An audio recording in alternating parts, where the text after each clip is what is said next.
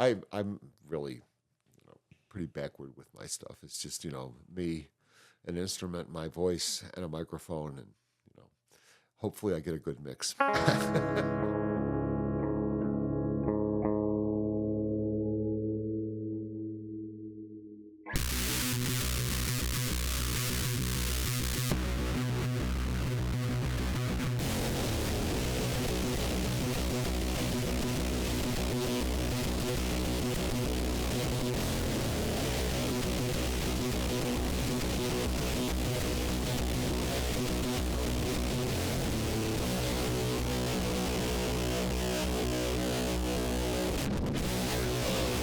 When you go online, whether you intend it that way or not, there are these really awesome intimate moments where you literally are just setting up your camera to record. And Oh, right. Yeah. Oh, yeah. They're really simple. they're awesome. Yeah.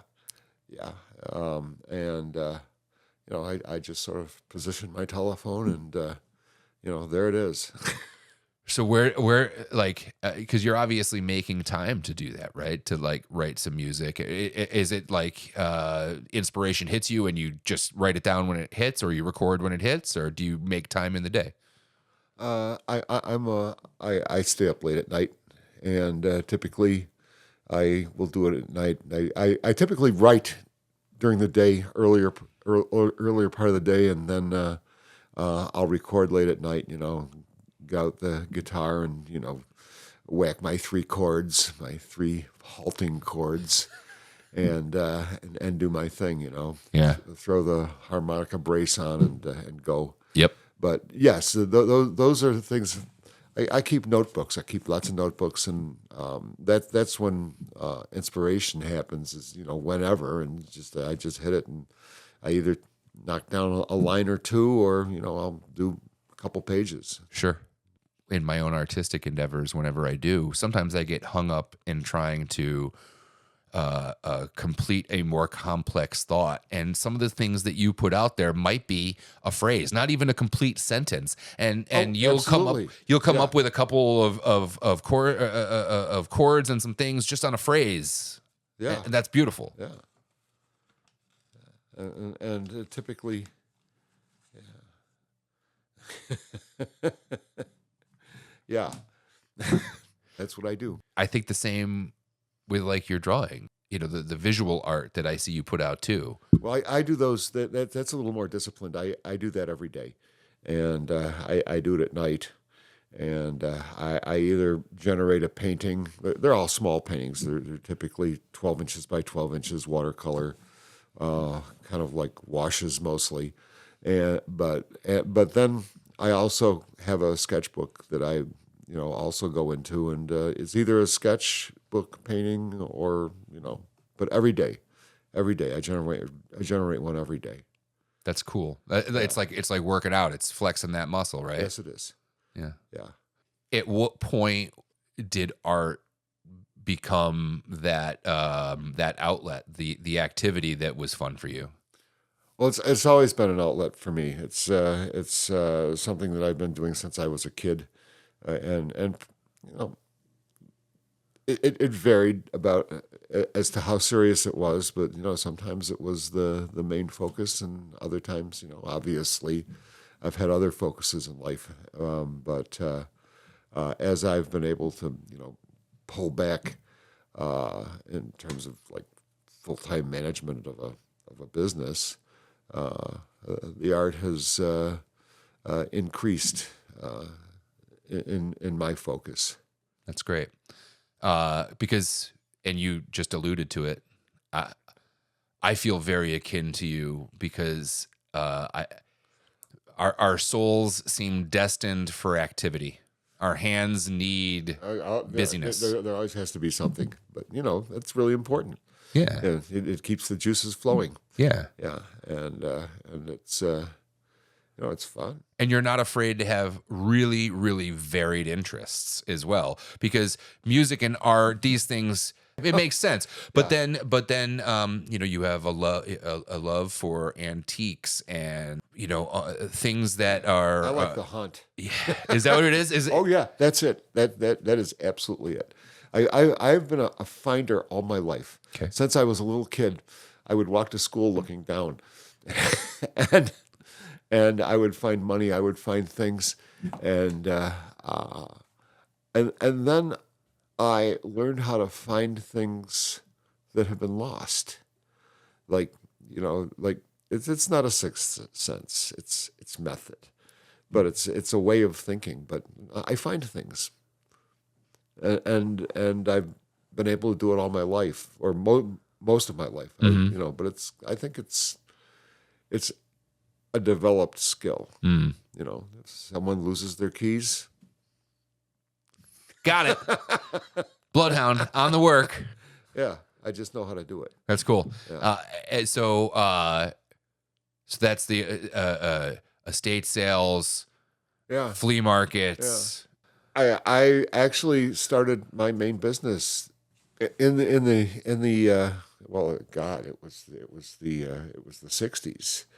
I started going to estate sales in the 60s and garage sales, and I focused on one thing that I was interested in finding, and it was just a stupid thing. I started collecting these Americana things, like 20s Americana things. They were string holders.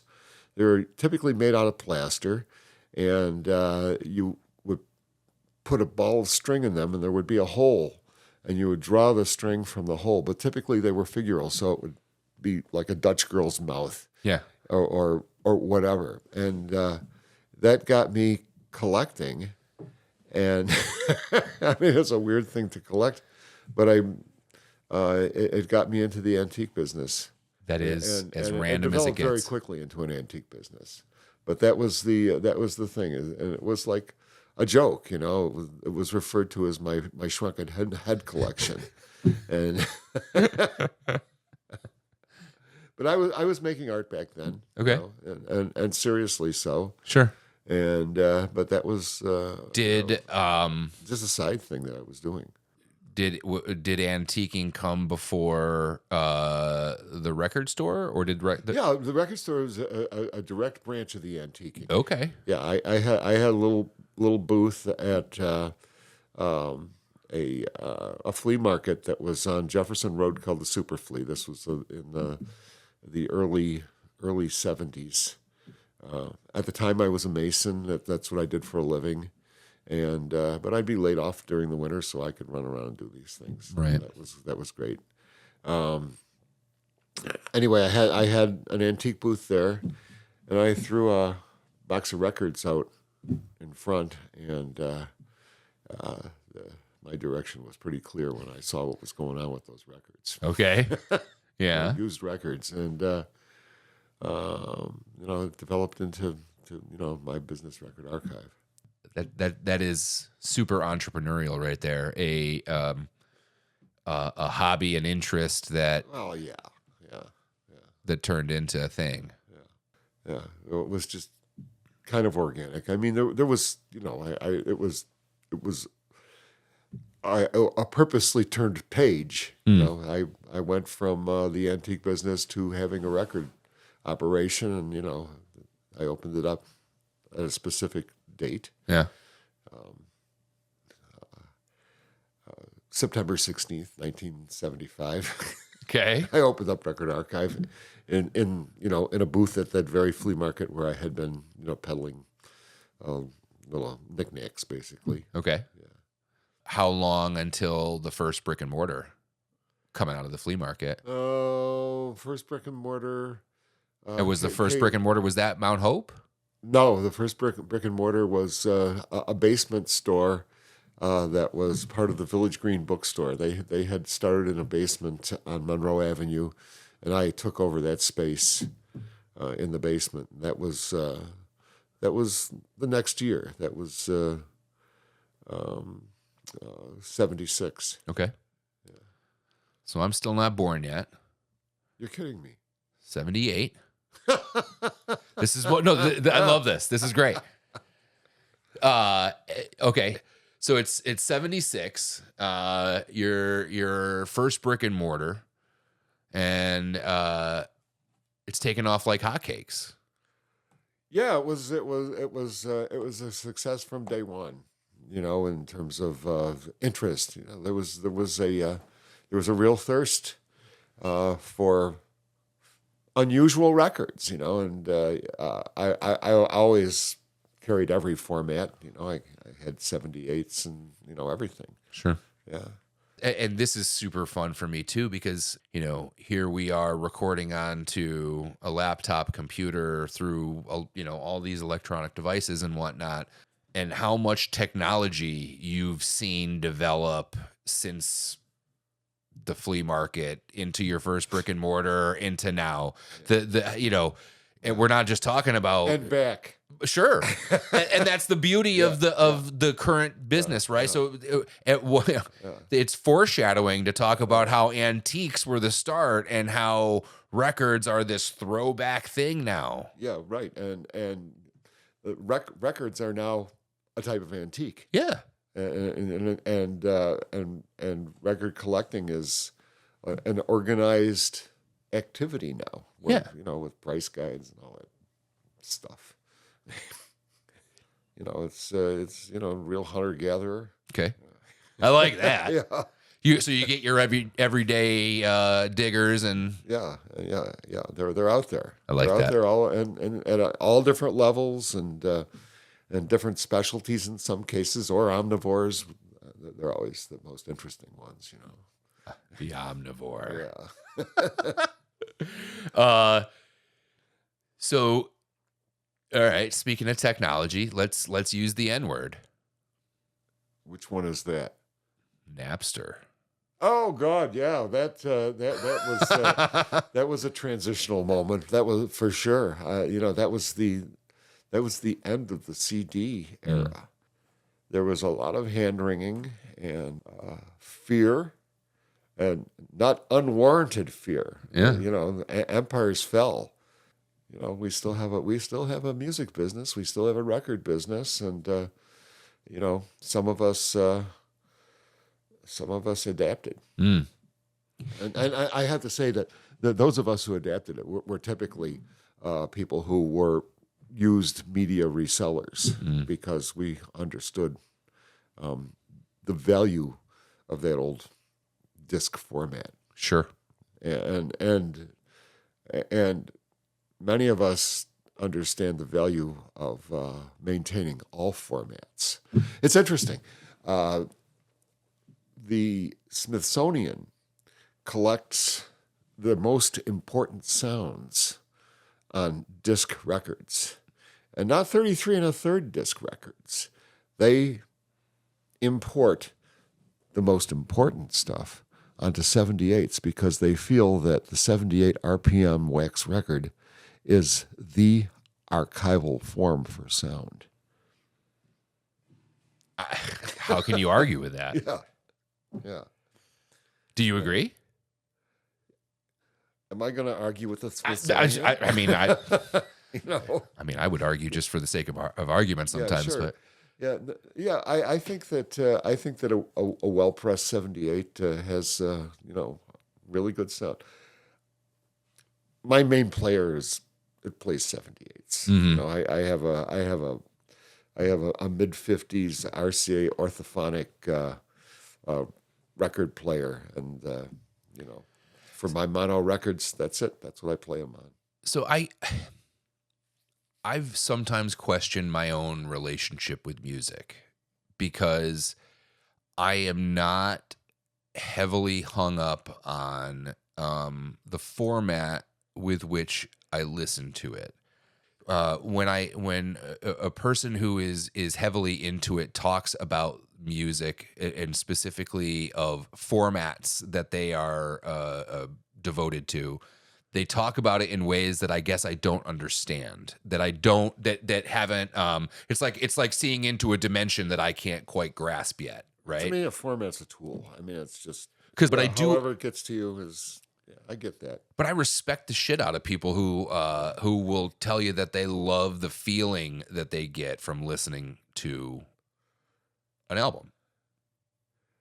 Yeah, well, it's it's yeah.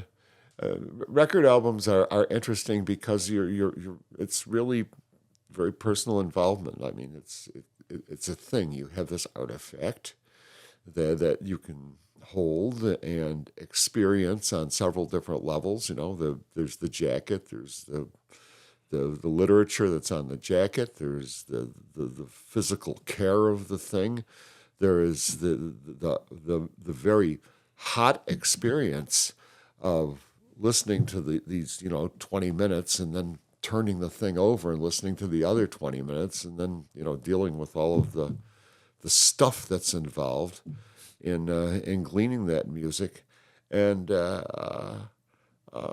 it's you're experiencing the sacrament of playing records. Bit of a ceremony, right? Yeah, it is absolutely a ceremony. You've got the brush. You know, it can be extreme. No, and that's the part of it I like, right? Is the ceremonial aspect to it. Like it's almost like church. Yes, spiritual. Yeah. I dig that. Yeah, it's fun. On the other hand, I do a lot of listening with CDs. Sure. I really got deeply into CDs in the '80s when they first came out. My store was the first record store to carry CDs in the region. I would actually import them from Germany. I'd had a trip to Europe in the early '80s and saw them in use and being retailed before they hit the American market. And Sure. I got bitten by the bug early, and so I just called Germany and ordered them, That for the store. And that always confused me growing up too. Like, especially I was a hip hop kid growing up, and you would hear about the Japanese import of some single or something like that. Oh yeah, You had to really, yeah. There were suburban kid like me, I wasn't finding that at the Fayetteville Mall. there were suppliers for those things. There were some really good importers in those days, and I dealt with all of them. Yeah, And then cassette tapes, man. That's kind of where my that's where my nostalgia is. The pencil and to wind the cassette tape, or the tape over the top side of the cassette that would either lock or unlock your ability to record and dub over something, and sitting up late at night to record stuff and put together mixtapes for the girl you liked, and goodness gracious. I never did any of that stuff, but I had tremendous access to the pre-recorded stuff, so it's like I never got into making those mixtapes. Yeah. I mean, it was the mixtape thing too was hard because again, if the style of music you wanted was only on at a specific time at night, then you had to get up and record whatever that hour long show was just to hear what you wanted to hear. Because you guys at the archive, I mean, you have everything, analog, digital, and everything in between. Well, yeah, my daughter made up the motto. There are no dead formats. Yeah. But people do that with all kinds of things. People do that with far less interesting pieces of memorabilia. I mean, people collect old beer cans and old license plates. Why not? Things that you can actually still work with, right? Yeah, 8-tracks are fun. 8-tracks are particularly attractive to auto collectors, car collectors, because a lot of cars come stock with 8-track players. Yeah. Period cars. So you have to have that period software to make the car sing. I'm trying to remember if I've even seen an 8-track cassette in my life. I've heard about them, but I kind of have this thing in my head. It kind of looks like an old like Atari cartridge. Yeah, that's right. All right, so maybe I have. Yeah, that's interesting. Yeah. Yeah, but the immediate satisfaction was not there back in the day. You had to listen to a song. Yeah, cassettes. Yeah, cassettes are a specific way of consuming music. That's for sure. Had you played music all the way through? Like, because you Had I obviously, personally played music? yeah, Was I a musician? Is that what you're asking? yes, I played harmonica, but it was no. I never thought of myself as a musician. okay. That came much later. I was in the music business from the time I was a teenager as a peripheral person. I made art and I worked as a setup guy and a roadie, and I did some promotion, and I was Adjacent. adjacent, yeah, music adjacent, and I did lights. I had a light show, and so I I was, read something about that. yeah, that was What was the Daredevil's name there? Sam Pat Memorial Lights. There you go. Yeah, the Jersey Leaper. He died one afternoon, cold afternoon, That was, jumping off the high falls. but it was the second time he jumped. Second time, yeah. He did it first time just fine. Well, uh, he didn't feel that he'd drawn a great enough crowd, so what he did is he had a platform built to put him up higher, and Hubris. it didn't work out. Yeah, that was a fun period, that having the light show. I learned to do that. I was a roadie in the '60s, lured by the Summer of Love, Oh, and I had some connections in San Francisco, and so I went out there, and made the trip. I made the trip, and got a job as a roadie for a rock band, and learned to do the psychedelic lights. What a time to be around. What a place to say you were, right? Yeah, I was kind of the Zelig of rock there for a moment. And, I was around the whole San Francisco scene. I was working for one of the big bands. They were called Quicksilver Messenger Service, and but we were frequently on the bill with the Grateful Dead and Janis Joplin and the Big Brother and the Holding Company, and some of the big acts of that period, and we shared rehearsal spaces with some of them, and it was a great time, an interesting time. What an iconic place in time. San Francisco, Summer of Love. Yeah. I mean, so Yeah, it was pretty gritty too.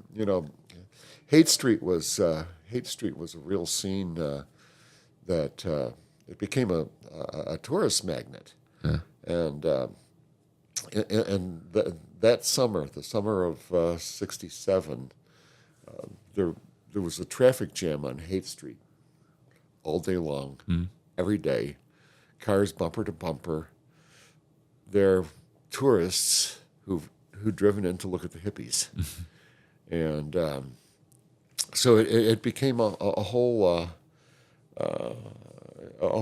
like feeding chain for people. They were vending souvenirs to to tourists. So I was there. I was there at Haight-Ashbury it was a brief amount of time.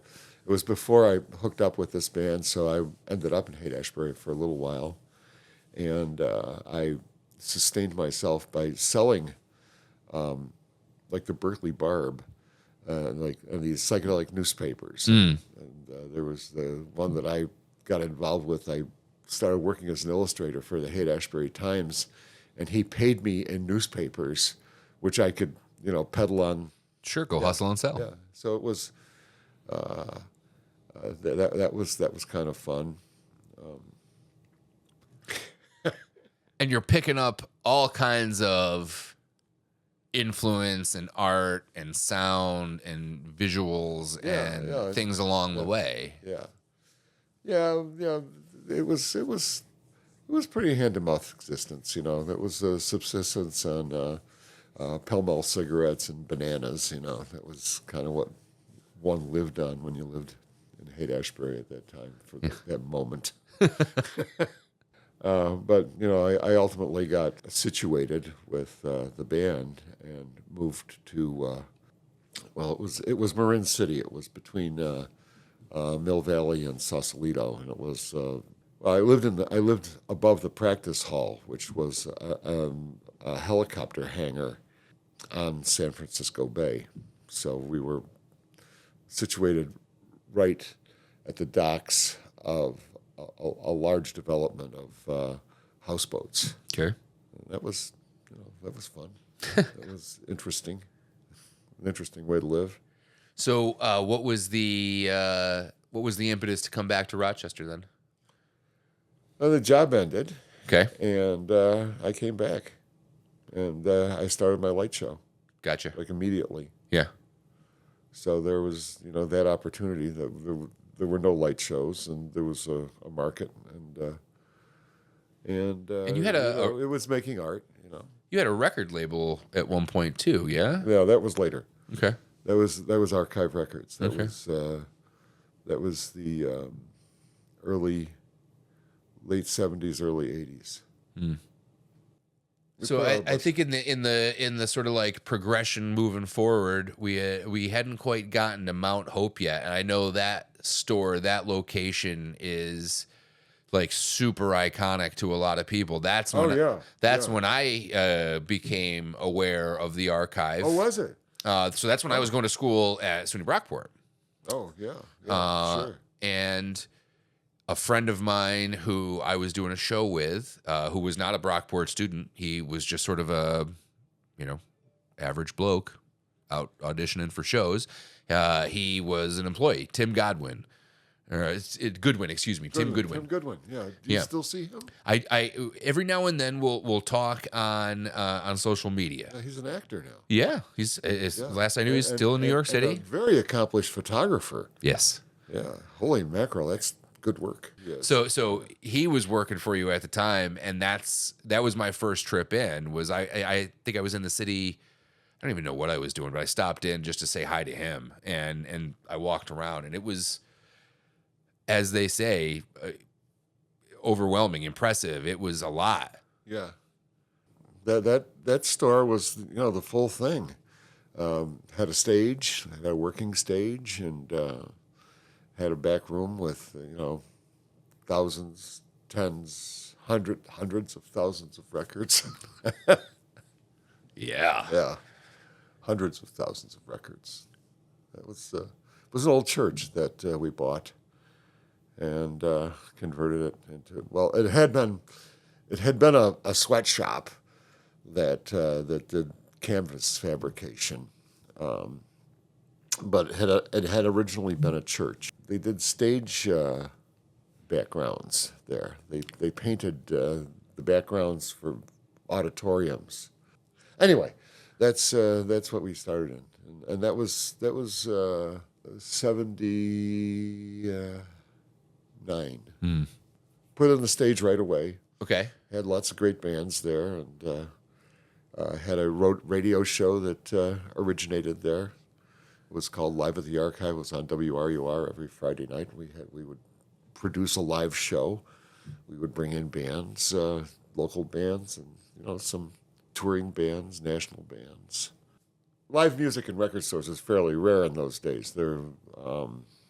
I was inspired by a Nashville record store that had a radio show that broadcast on WWVA, and I basically copied what they did, and Flattery. yeah, well, whatever. They were iconic, and we were we were involved in contemporary music, and it was the beginning of new wave. It was the beginning of punk rock, and the whole new music scene. And we were involved in it, and found ourselves putting out records and producing the show. And it was a very rich period. Very rich period. as far as like diversity of how you were involved in all sort of facets of the music. Yeah, yeah. Put out some good records. Do you have a I don't know, a memory from the Mount Hope years, a band that came through, an event that was that went that was specifically spectacular or not? You know, being out on the road is a rough life. Yeah. And there were some moments with bands where they would show up and be sick or delusional or be having an episode, which I'm not going to share. Right. There were episodes like that. There were really great moments. The Ramones would come, and that was always a wild time. I would imagine. Yeah, they were always a lot of fun, and Diversity of acts too. I mean, so the Ramones. There's some like punk rock there. oh yeah, there were a lot of them. I mean, there were the Romantics, 10,000 Maniacs. They played our stage. Sure. And they were a tremendous band. 100%. Yeah, hip hop. I'm trying to remember. We did have quite a few hip hop acts that made it through. We had Moby came by. Okay. Yeah, Yeah. yeah. He did a thing. I think the first time I saw Ben Folds live was here in Rochester, and I think the tickets that I won off the radio were sponsored by Record Yeah, Archive. probably. So thank you. He came by. Yeah, I've seen him a number of times now, and what a great show! He's good. Great artist. Yeah, I've seen him too. He's really good. Yeah. And what he's now trying to do with giving back to symphony orchestras, I think is Yeah, fun. I've been following that. That's really a great thing. He's been into the symphonic thing for a good long time, though. He was dabbling with it even in in his first run. Yeah, so it wasn't so right after that first big studio album that they did with Brick, which is a single that kind of made them. The second album that they came out with was over a summer, and it had a much more symphonic, feel to it. I think it was called like the autobiography of Harold Mesmer or something like that. Yeah. It had nothing to do with anything, but what a great album, and that definitely had really good record.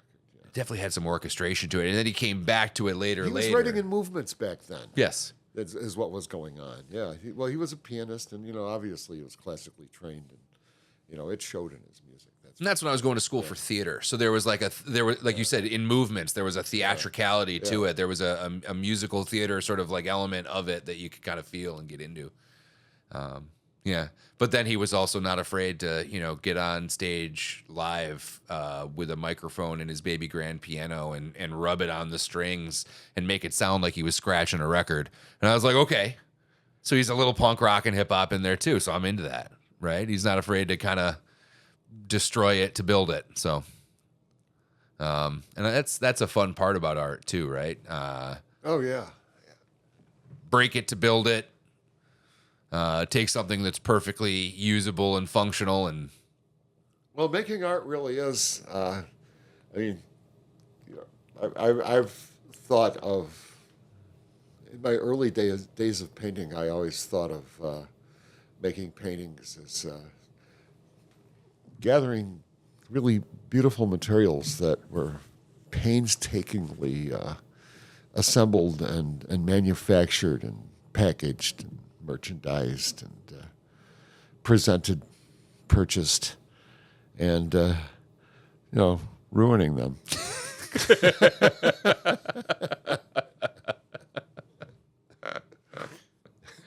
And I've always thought of the art process of being that. That's tremendous.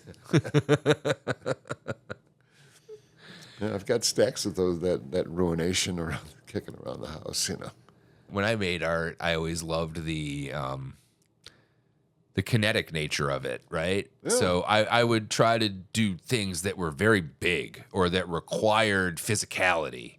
and my friends that made art, I always appreciated textures on things, right? So I was always the guy who would do the thing that you would tell people, like, when you go to the gallery, never touch the art. But I was the guy who would always be like, do you mind? Yeah, that always got me in trouble. Right? Because I'm with you 100%. I love Yeah, the yeah, I like excess that too. paint, Yeah. or the way it folded over and dried, or was scratched back into, or Scripito. Yeah, I am currently not painting that way now. My paintings are very compact, and I'm working in watercolors and pencil, but I used to do some pretty bold painting in oils, and that was true destruction of materials, and the materials that I used were a little bit different because I wanted my paintings to look like they were forged by the hand of nature, not by the hand of man. yeah, And so I wouldn't use brushes. I would, mash branches yeah, and use branches to move paint around. yeah, man, love that. Yeah, And big. I worked big then. sure. I remember in a drawing class, our professor sent us out behind Tower Fine Arts, and you were allowed to bring one pastel. And I was like mashing grass into the paper and dirt, and and then I was like, oh, I've got this brown pastel I can use too. Oh, you must have been a big star of the critiques. No, he was like, I like your energy, but your work sucks. And he was right. I was told, why don't you consider sculpture?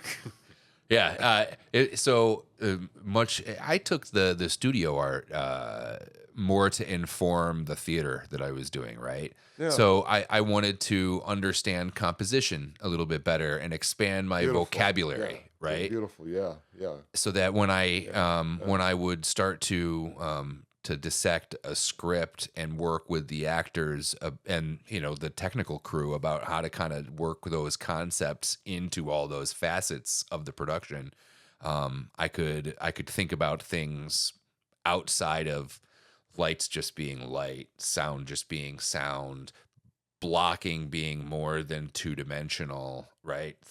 Yeah. Oh, I hear you. But also Yeah. what you're talking about too, which is and something I still struggle with, which is consolidating. I'm very good at talking my way all around a subject, but consolidating everything down into a phrase or a sentence. So there's your composition. Right. And yeah, I think a lot about composition, both here and this is a sketchbook and lyric book, Right. and yeah, composition is a key thing, isn't it? Yeah. Yeah, and it really draws upon a full range of experience. Yeah.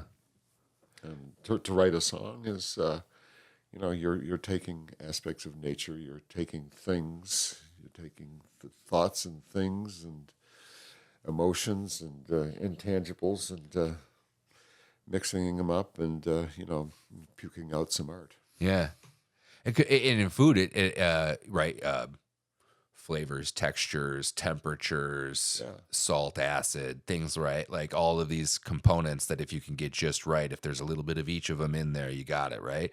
Art is a fun endeavor, and like so many things, the struggle of being bad is a really good lesson, right? Yeah. The struggle of being bad. That's kind of music for me. I took up guitar at age 70. Okay. No, I'd always played harmonica, and I can do that, reasonably. Guitar is another story altogether. It's the struggle is real, and the old hands can only do so much, and it's a real revelation. It's an attack on hubris, and it's a tool for making some real art. Yeah. Whether or not we are doing that while we play it is a different story, but it is, Yeah, yeah. no, well, you find the parts you find the parts that can be art, Hmm. and you use them. Yeah. You know. Can you, might be a Yes, I silly, can. might be a silly question. Can you read music? Can I Because I read? cannot. No, I can't read music.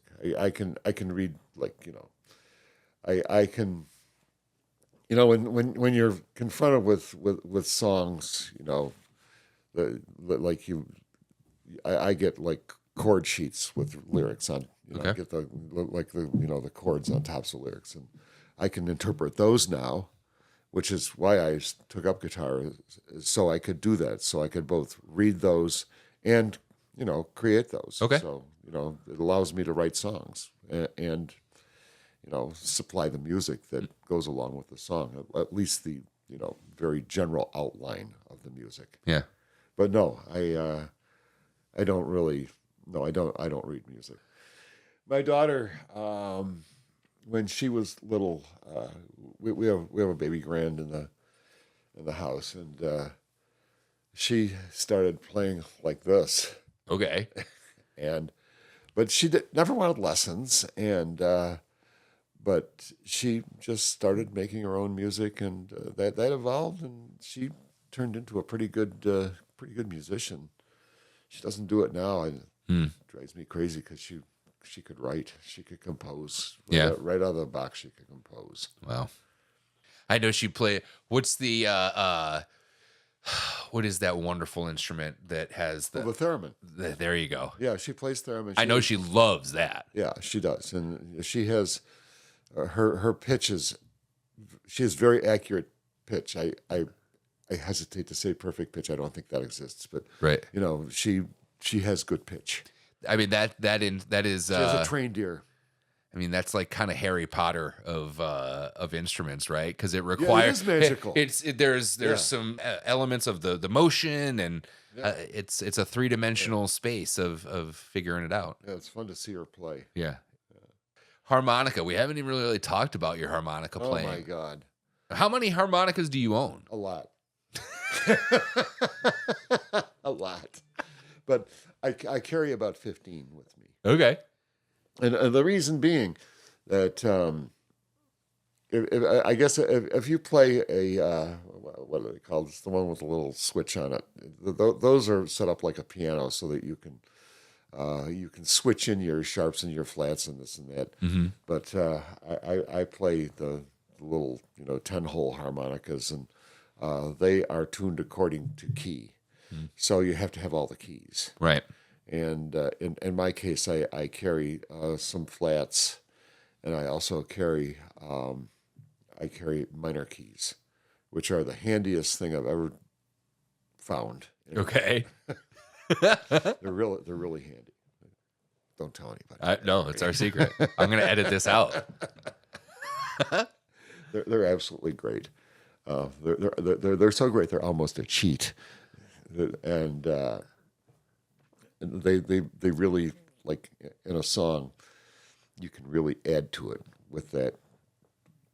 Bringing in that minor key counterpoint is just anyway. But the way that a harmonica fits into a song is very in a song that is already grooving. The harmonica will add a very specific vibe to something that Yes. that does enhance it. It Well, it's lifts. a horn. Yeah. Okay. Yeah, it's a horn. I never thought of it that way. Okay. Yeah, it is. It is. I approach harmonica as a horn section typically. No wonder I like the way you play it, because I love music with horns. Okay. Yeah, and I've learned through trial and error to not stumble around and get in the way of the rest of the song. Okay. So, but I play melody, and I play rhythm. That's just the way I play. Some of the typical blues, rock and roll that a lot of it will go with certainly goes with another one of your interests as well, which is barbecue and cooking. Oh, good Lord, barbecue! That's my signature song. Barbecue. I know. Yeah, which I've been learning how to. I'm learning to wrangle all 5 chords of that on guitar. You gotta expand your range from 3 to 5. Yeah, yeah. Well, there's a seventh, there's a couple sevenths in there. Ooh, Where that's like high science. sure. Alchemy. I love it. One of the things that I love doing together is when we'll get together at Tommy's house and light up some charcoal and get some pork going. And you seem so back to the ceremony of it. That's another one of these ceremonies you love. Yeah, well, that's a ceremony that you are a master of. I mean, you're a trained cook, for Christ's sake. Oh, come on, cop to it. Well, I humble, sure. Yeah, you're a chef. There are people that I love to cook with because you can see their love for it. Well, I'm an amateur, and there's amateur is a good thing. Yeah, Amateur. I mean, the root word is ama, which is Latin for love, and I cook for the love of it. I'm an amateur. I like that. I make music for the love of it. I'm an amateur musician. Yeah, I'm an amateur. I'm not a professional. I'm an amateur. Yeah. And I'm gonna think about for the rest of my day. Yeah, I like that. With the accent on love, ama. Yeah. Now I'm not a professional anything anymore. So now I can enjoy being an amateur cook, trained, but I can still go back to just for the love of it, which is fun. When I'll bet it is. When we were open, we didn't cook a lot at home, and we do now. And the kids love it. And that's something that I've learned from you guys is that concept. Yeah. Mise en place is very important. Yeah. I mean, that everybody that says work smarter, not harder, it comes down to mise en place, right? Well, it's like once again, it's cross disciplinary. It's your scale.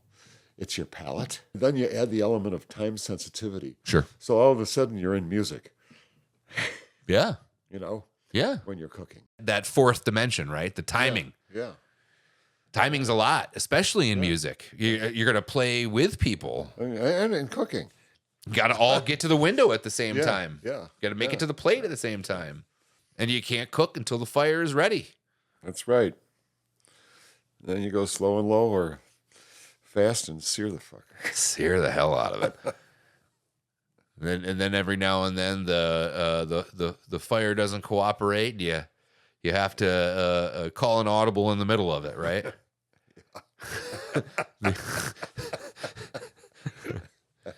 That's happened to me. I mean, I think back to the first Four Horsemen festival out in front of the Revelry when I did that pig. And we performed. There's a great picture of you and I where I'm behind you with a bullhorn. Oh, that was a gas. Oh, it's literally, I mean, I was drinking it, gasoline, I think, for 24 straight hours. But the fire that day, so I used, they had a smoker at the Revelry, and I think they still use the same one, but I had never used it. And so I cooked the hog on that thing, and it was... Your first time using it. It was my first time using it. So a lot of variable there. And it was hot and cold and all. And I remember, me being drunk certainly didn't help. But you gotta, every now and then the fire is not going to cooperate. And we had to call an audible and get that thing off of flame real fast. It was a cold and damp day, as I remember. It was. Yeah. And windy. And that the wind was playing really, games with the fire a lot. You had the barbecue team there for a while. I still wear the shirt all the time. The old Smokin' Dopes. Smokin' Dopes, yeah. Yeah. That was fun. That was real fun. I bet. They changed the nature. We basically existed for that one big thing, and they changed it so that sort of like we ceased to have a goal. Yeah. Teams need a place to compete. Yeah, got to have a goal. Yeah, that's a fun crew on top of everything else. Oh yeah. There's some Yes. There's some personalities and some artistic minds involved in that group as Yes. well. Yeah. I like that. Yeah. And various disciplines. Yeah. I mean, Spivak was in there too. Yeah. Yeah. Yeah.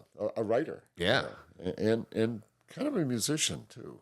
He does spoken word to music, so that counts. Absolutely. Yeah. A local Shatner. He would hate hearing that. Keep it. Rochester's a fun city. I mean, and the food scene is, I think, a function of that too.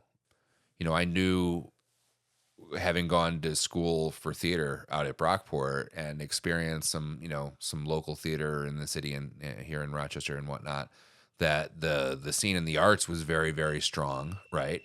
The interesting part to me coming from Syracuse was seeing how the artistic endeavors had bled over. Wrong choice of words, I guess, but how it had moved over into food and beverage also, right? So like craft cocktails, craft beverages were really exploding out here. The independent restaurant was far more prevalent than in some other smaller cities that I had been to. So that part was really fun for me to see also. So people were expressing themselves in food. And I think that the reason they were able to do that is because the average consumer in Rochester, their horizons had been broadened in so many other aspects of life, so many other facets of art in life, that they were like, well, I want to eat something interesting too. Yeah, yeah, I see that. Also, Rochester is really heavy in ethnic populations, and I think that has broadened our tastes. I mean, that's obvious that it has. I mean, I growing up on the north side, Ukrainian food was a revelation to me. I had a Ukrainian friend. He took me on a picnic, and I ate that stuff, and it was like, holy mackerel, food can taste like that. Right. Yeah. Well, just cooking. Yeah. It's Italian food, is. Yeah. I came from a German Irish background, and the food could be interesting, but the Italian food was a revelation. Yes. And, the grass is greener on the other side, right? well, yeah, always, yeah, and it is, and it is. For that, for sure. Yeah, yeah. I'm thinking about Christmas Eve, the fishes. Yeah. I like the idea of that. Yeah, barbecuing is fun. I mean, I really enjoy it, and it's like a thing that I really like to do. And certainly, you've been an influence on me there, and you've turned me on to the good stuff. I love your yearly tradition. The turkey. Yeah. Yeah, I pulled out all the stops again this year and did it, and it turned out great. The flipping of the bird. The flipping of the bird. I don't know where I don't know. I don't even. Oh, I learned it.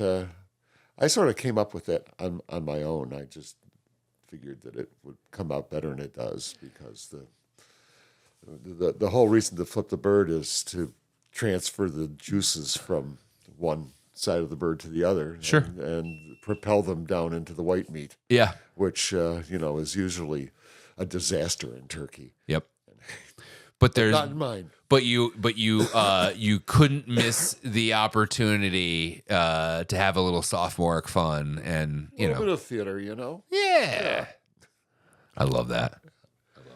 Yeah, this year I covered the surfing bird.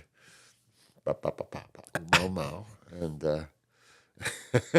the bird is a word. That video was great. You sent it to me. Lucinda sent it to me. It's always good times. Well, we're gonna have to definitely get together this summer and do some pork chops. That's typically what we cook just about every single time we get together. Goodness. Well, those pork chops, we'll have to source those pork chops, though. I might have some in the freezer. Oh God. I might have kept one or two animals worth of pork chops. I can't live the rest of my life without those wonderful pork chops. Yeah, they were amazing. They're amazing. There's definitely a gap in our life. Yeah. What's the most recent thing you wrote? Hit me. Oh, this is Give me this some is verses. this isn't all that recent. This is kind of old stuff. Yeah. I keep a bigger one.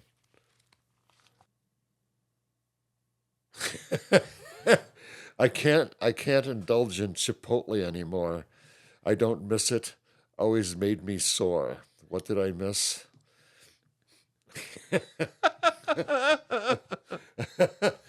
I love that. Been to Gorky Park, made me blue. What did I miss, baby? I miss you. What did I miss, baby? I miss you. That's actually a lyric to a song. Yeah. Yeah.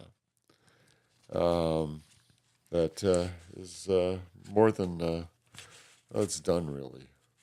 And I have been to Gorky Park, by the way. Yeah. As I wander across this globe, I wonder what did I miss. Been to Moscow, never been to Timbuktu. In old Tbilisi, we stole a kiss. Wisely calved off from that randy crew. What did I miss? Well, I never kissed. The Blarney Stone, sanitation's paramount when you're far away from home.